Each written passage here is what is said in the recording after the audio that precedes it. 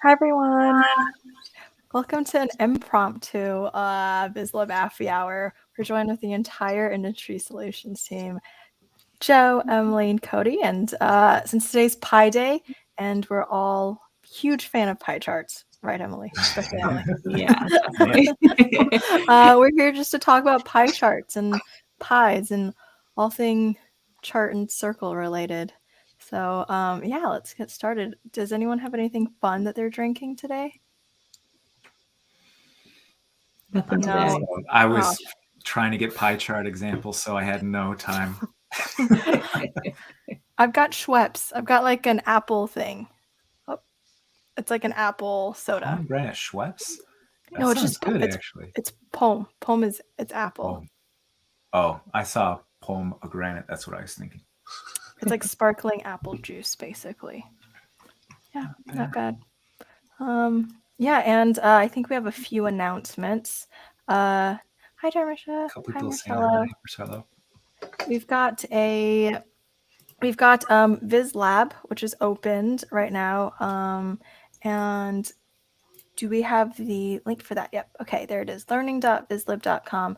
It's all things Vizlib certification related. And yeah, Cody, do you have anything else to add? Yeah, no, that's a pretty good overview.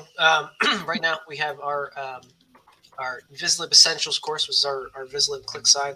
Kind of gets you accustomed to all of our products related to our ClickSense extensions. And then also next week we'll be launching our first Estrado course on the Vizlab as well. So be on the lookout for that.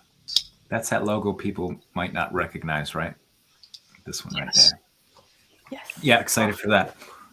Cool. And we are also we're extending our Legends enrollment. So right now Vizlib Legends is open for any Vizlib enthusiasts who like using Vizlib and want to connect with like a larger community and also get free swag and meetups with the Vizlib community.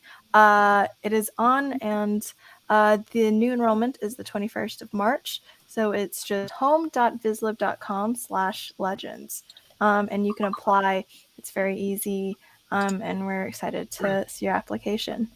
And I believe today is also the last day of Onyx, the Onyx Data DNA Challenge. Oh, yes. Let me grab that one too. No, it runs through the full month. It's just today culminates with Pi Day, which I believe was Emily's idea, right? To make a pie-related data set. We needed a good, theme for this month, and I liked Pi Day better than, St. Patrick's Day or something like that. So we went with pie. Or like March Madness and having basketball-related stuff. It's fun. There's data. It flies in, but I don't know. Cody, you've done a March Madness app before, right? And I think I've done one in the past. Yeah, what was it? It was the no, it was for the NBA playoff. So there's only I think there's only 12 or 16 teams that make the playoff. So not was it 120 some odd bracket. So the KPI designer, which I made, and had like 80 some odd layers. So it'd probably be close to 200 layers for KPIs that I made. So I think I might skip that one. Definitely doable, but I think I'm going to skip that one for now. In that one, I always felt like it never helped me pick a better team or win any of that. So at least here, right, you can win up to $200 as a top prize. There's other books and entries, and if you use Estrada, you get a special prize too if you happen to win. So we've seen a lot. I don't know how many submissions you've seen so far, Emily. Like we're up to 100. 100 plus. So, nice. Yeah. And we still have the rest of the month. So maybe this will inspire people, right? Today, there's some good ones in here. I'll give you that. I've seen a few of these pie charts, and then there's a few really terrible ones. So maybe we'll get some better pie charts in our submissions. Yeah. There's been just a handful that didn't use a single pie chart for the pie data, which is out there, but it's might be the way to go. We don't know. Or just full pie charts. All pie charts. Just only pies, right? We haven't had any like that yet, I don't think. But there's been some really creative ones, so close. We'll have fun with that.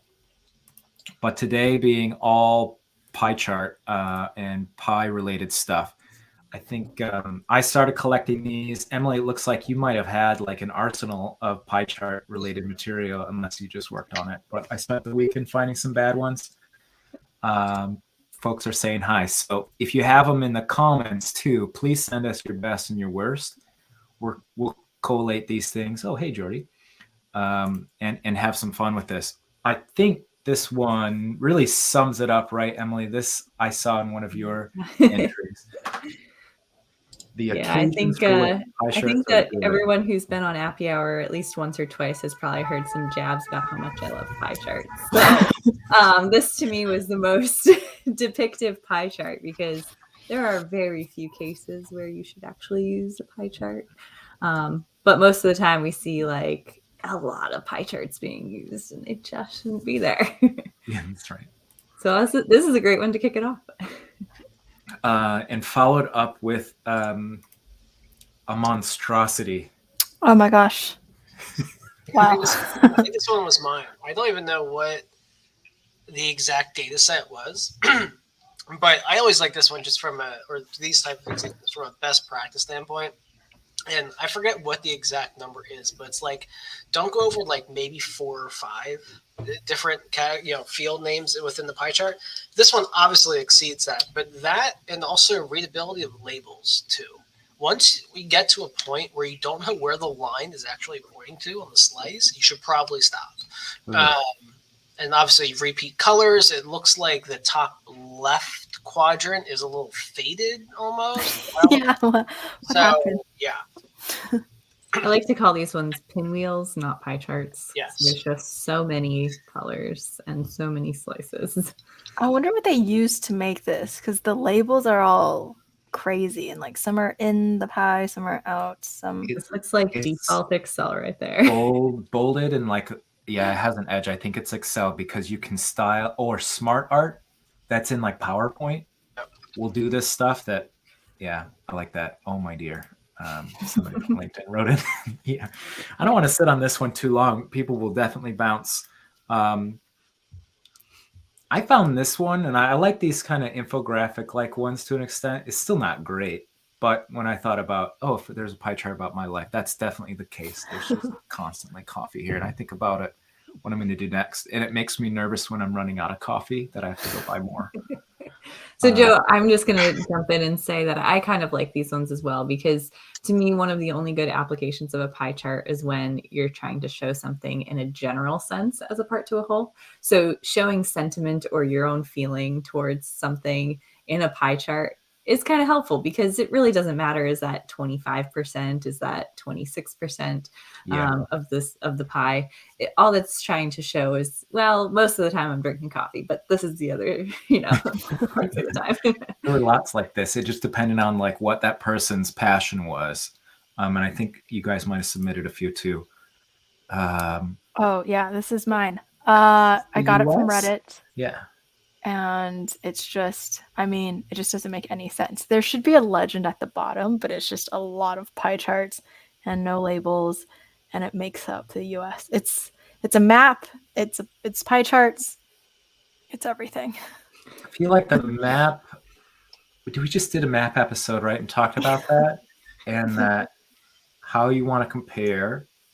It's getting better. I don't know. There's too many slices, right? Yeah. Would it work if there were only 2 or 3? Maybe. It is. It's confusing, and the states aren't even in the correct order either. I think it would depend on your point too. Trying to compare Michigan next to Pennsylvania. That works. Even just trying to compare 2 pie charts to each other is difficult. But if you add in 50, how do you expect your audience to come across any sort of conclusion about what this means? It's like a shopping cart. Well, yeah, most of the US is like a shopping cart, I guess. It's actually favorite pies by state. I'm looking at the original data. It's favorite pie by state, but yeah. If you have the legend, what's red versus orange? Those seem to be the 2 predominant ones. Red is apple, and then orange, it's pumpkin plus sweet potato. So I don't know if that means it's pumpkin and sweet potato in one pie, or if it's like they're putting 2 categories as one. So this we could ask, like, Jane, what's your favorite pie? If you had to, that's all you could eat on a menu, and it was just pies. Any one you could pick, what would it be? pecan.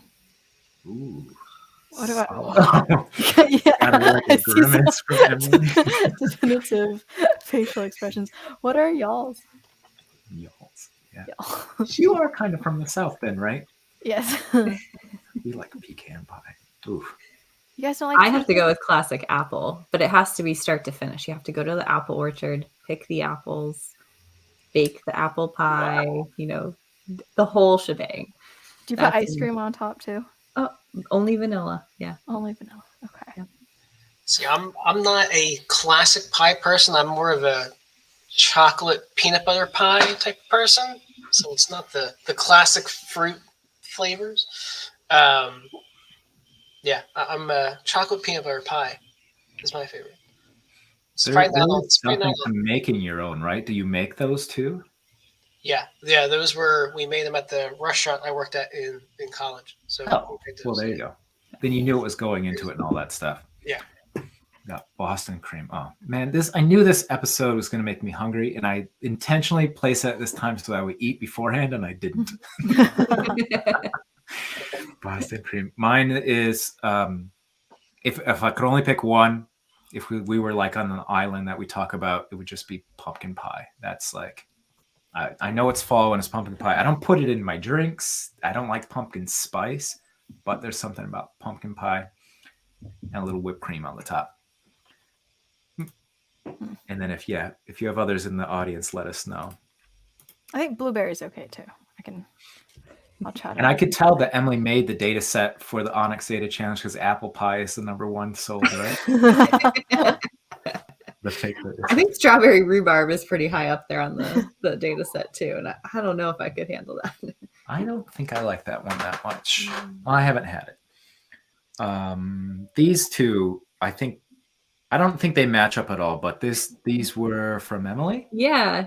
These were just two of my least favorite pies. So the one on the right, very much similar to our first one. I see it now. It's but the one on the left, so let's just remind ourselves that your pie chart, if it doesn't add up to 100%, should just go away.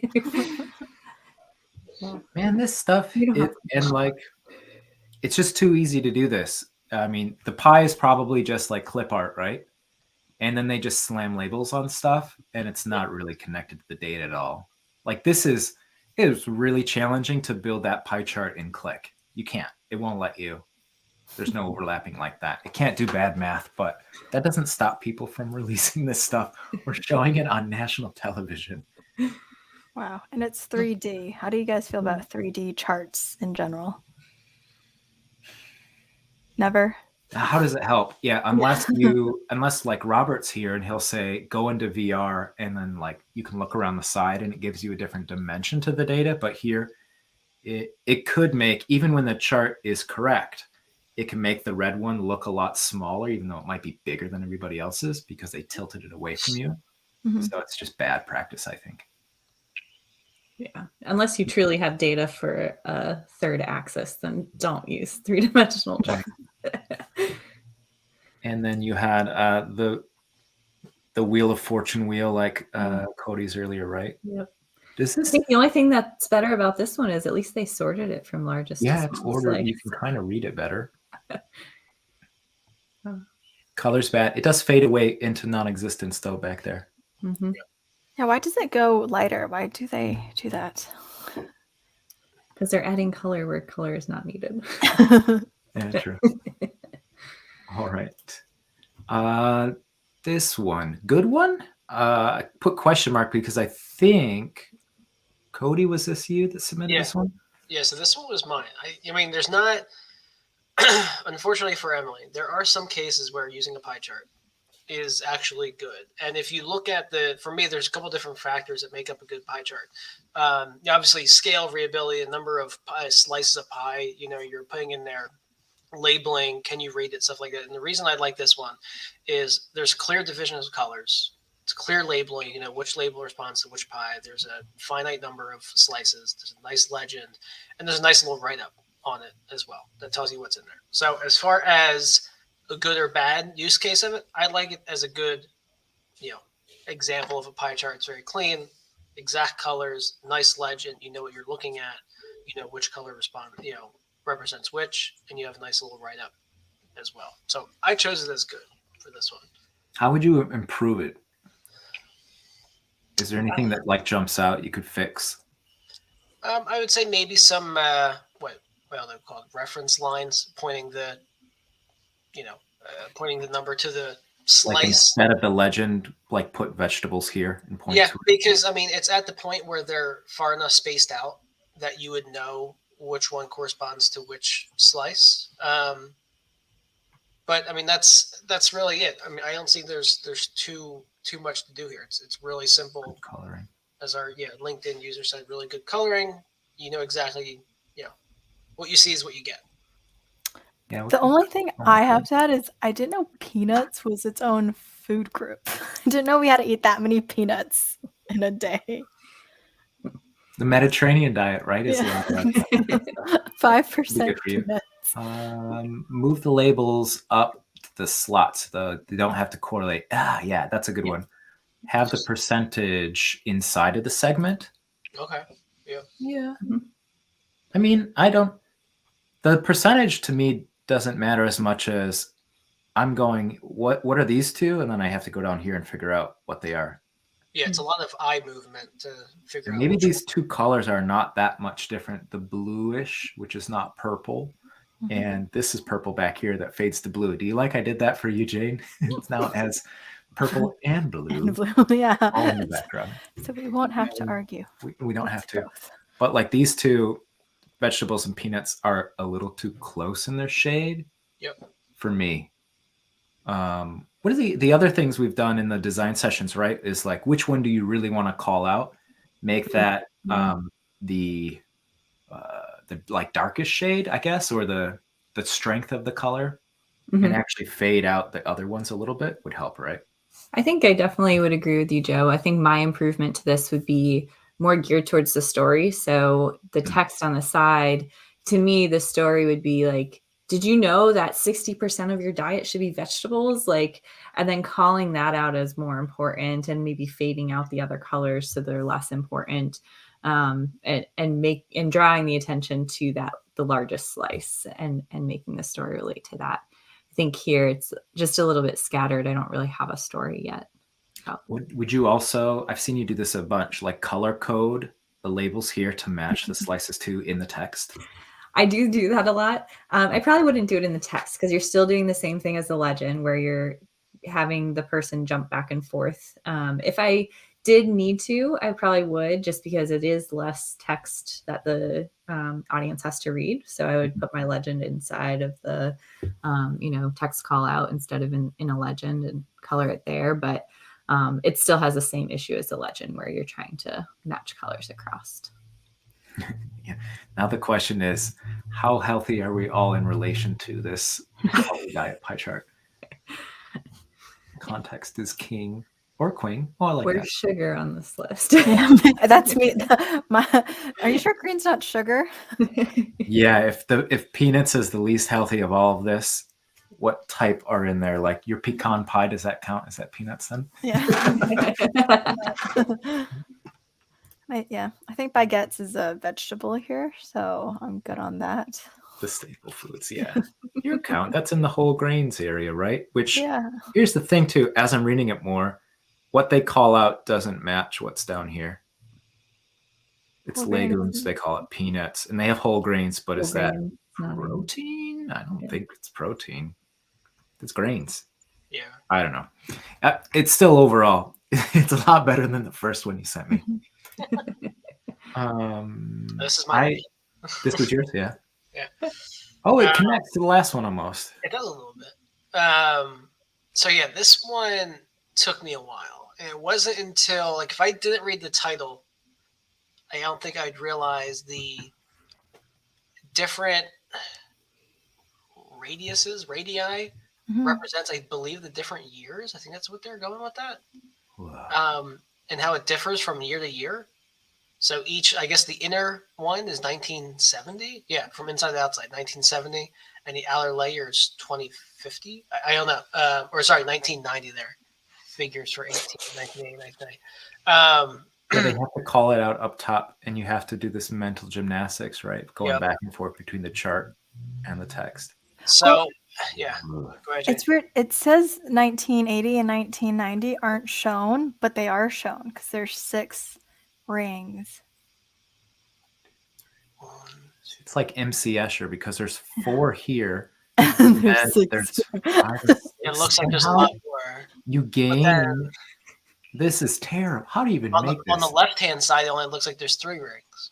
I think that they are referring to, Jane, the legend, like the actual labels on the chart, because there's only 4 labels, but there's 6 rings. Okay. Somebody, what pains me is somebody spent a lot of time on this, right? You can't. This is difficult to make. What did they use? You don't make this by accident. Excel again.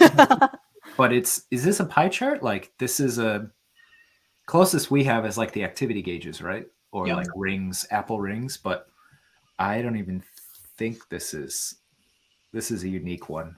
Yeah. Actually, CJ just commented, and I would have to agree with this, that it's really tough because only one metric has that true 0 axis, and technically 2 if you look backwards. So your 2 blue segments are the only 2 that you can compare against each other. Everything else requires the labels to see how different lengths compare to one another. So I can maybe quickly-ish see that cereals is the longest in that middle that middle year. But otherwise the red is meaningless and the green and so on. Yeah. We could do a lot of work with this one. I don't think we should try to improve it. Yeah. This one that you sent across, I think this is you, Emily, and you had a little like write up on it. Do you want to talk through this one? This is very topical, of course. Yeah. So I love, I'll just put in a plug for Visual Capitalist right now. I get their emails and I love going to the site for inspiration because I think that they do a fantastic job of just using different chart types to tell data stories. And so in this infographic, and I'll say one of my favorite uses of pie charts is in infographics. It does take us longer to kind of digest the information that's in a pie chart. So when you are intending for our audience to spend a lot of time looking at the visual, it's a better applied in this sense. And so this, I wouldn't call it a traditional pie chart. It's more of like got this, exploding pie chart feel to it, but it's also got some flow. So some Sankey flow between the different parts. So they're looking at exports and imports, and they've clearly labeled with arrows to show the ins and outs. And they've used 2 colors to distinguish between the exports and the imports. And then something else that I really like, Joe, if you scroll up towards the top in that zoom, they have some really small donut charts in here. And this is how I really like to see pie charts / donut charts used, is to call out a specific slice, usually like a really large slice or a really small slice, to show the impact of how that is versus the whole. So, in one of the stats on the left there, they're saying that up to 70% of Ukraine's trade is by sea, mostly through a certain port. And so you can see like really clearly with the donut chart that 70%, they're highlighting that one piece of it. So yeah, I really like pies when they're, simple, they're included in an infographic. When there's the added context of those labels, really clear labels, I like the addition of the arrows to show imports and exports across all of them. And then I also like when the logical sorting order has been applied. So they're clearly going from largest to smallest on each of these arc slices. And there was a name for this visualization. A couple people have built it in the Click ecosystem, and I've seen it, but I forget. It's not Starburst, is it? It's like a starburst, but that would be like exploding charts. Yeah, this is like the Sankey and showing the connections. Like a circular Sankey. I don't know. Circular Sankey. I saw it in Reddit. Data is beautiful, and I think they had names like it's like the wing chart, bat wing chart or something, because it connects you from this side to that side. That's a really cool one. We'll get the link to that and share it, because I think that's a really fun little infographic to try to rebuild perhaps. These next few, because it's special 30-minute episode, right? We should probably fly through a little bit and just see how we feel about these ones. Wow. Ouch. Data visualizations, bad guy. The pie charts. Yeah, so this was me, and I think I put one of the quotes on where is it, the Estrado community. Shameless plug there for Emily. But it was if you're using a 3D chart, you should question the visual you're using. If you're using a 3D pie chart, you should question your career or something. Okay. When someone was talking, it was an author about data visualization. A little slide to 3D pie chart. I'm gonna. Oops, I didn't mean to skip that one. This is just funny.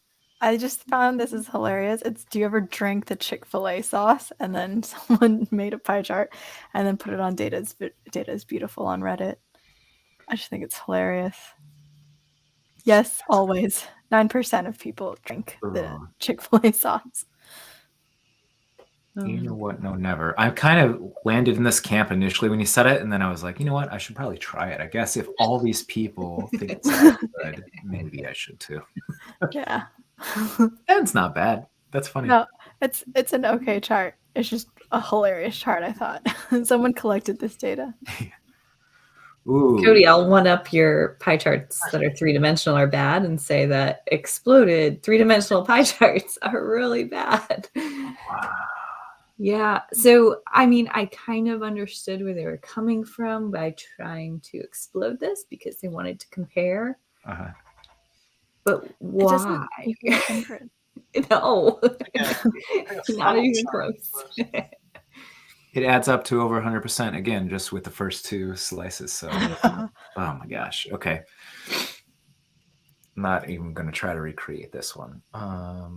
Yeah, this one I like this. White, 2 charts, bold colors. This one was funny. Simple, funny. Why? And probably true for most of us. Oh, yes. Very true. I actually read the notes because I think it's funny. You can tell companies when they're updating their software if they're a fun company because their release notes are kind of funny.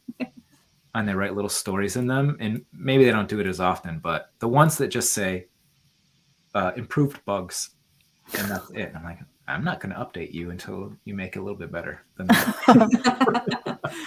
Selective app updates. We're branching out of pie chart territory with this one. Yeah. This is interesting though. I just really liked that it still had that, exploded pie chart feel. But again, it gets really infographic and they're applying some of those principles that I just mentioned, the context, the labeling, the additional information that you're getting out of, I love the timeline with specific call outs of what events are happening as these tweets are coming through. And so I thought this was a really neat one. It builds off of a pie chart, but goes quite a few steps beyond. Do you know, so this is another visual capitalist one, right? Yeah. Oh yeah. They do a lot of work in like Adobe Illustrator, right? Like they'll have some charts and data, but then they're mapping it to the actual, like, this is an illustrator, an artist building these things. But it's still really cool. Whatever this like overlapping flow chart is super cool. I don't know why, I just like that. I've never seen that before. Yeah. What do you think they used to build this? Just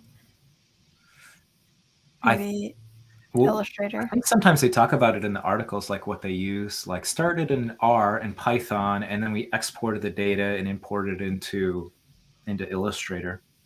Okay. It's just, it's not interactive, so we're kind of losing out on that stuff. Mm-hmm. We're right at the top.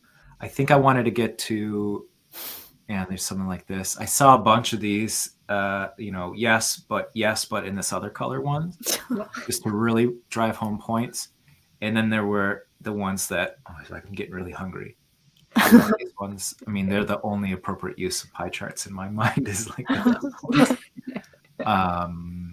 this one meeting in 2020 did all of their visuals with actual pies and taking out slices for things. So I thought it was pretty creative. Slicing pies like that, not too bad. And then this one I think is by and large my favorite. Just like, here's how your pie chart should look on your plate. These are the things we should be eating too, right? That's pretty close to 60% vegetables. So that's what those images should be, so people can actually see. And they're not just eating pecans. No legend required on this one, Joe. Yeah. Right. Exactly.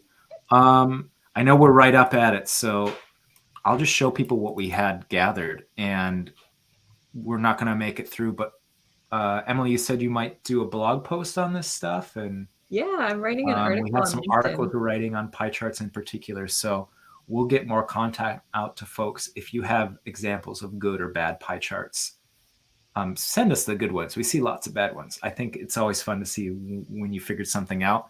And I'll end on this one, right? How do I swap? When pie is the only option. Whoops, it's not doing it now. I think you added this in. Just like the little lesson, right, Emily? Yeah.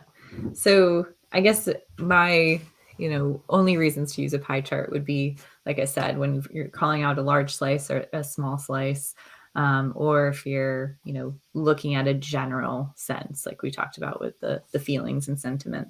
But when we're told to use a pie chart by, the manager of whatever division we're making a dashboard for or something, there are ways that we can make that pie chart better. So certainly adding context and clarity with KPIs. This video on the left-hand side is actually from a Bitly dashboard. So I was using Bitly to track some links, and they have some really interactive interface with their donut chart. And I loved how, as I hover over each one, that percentage pops up for the actual slice. And then if I'm outside of it, it actually tells me the count in the middle. So that's cool. I thought that was a really effective way to use a pie chart or a donut chart, is to it's basically all about the KPIs, but you just make it interactive. And then last, just keep it simple. 2 or 3 categories, like group things together if you have to, and then dive into the details in different chart types. Don't make pinwheels. And then the one you had before this, from bad to worse. So yeah, all the things on like data literacy, right? Make sure people don't have to get out some type of measuring tape and figure out, or protractor. Did you guys ever have those in school and figure out what the angles of these charts are? And would that be a little bit more helpful? Maybe that you just donated it out. And I agree. Just no charts for your pies. It doesn't help. You might think it looks cool, but it doesn't help anything. So with that, I just want to thank everybody for our special edition Appy Hour, Appy half an hour on pie charts. And go check out the Data DNA Challenge. If you want to be a legend, go apply and join the Vizlab and learn all these techniques and more. Thanks, everybody. Cheers. Thank you. Cheers, everyone. See ya. Bye, everybody.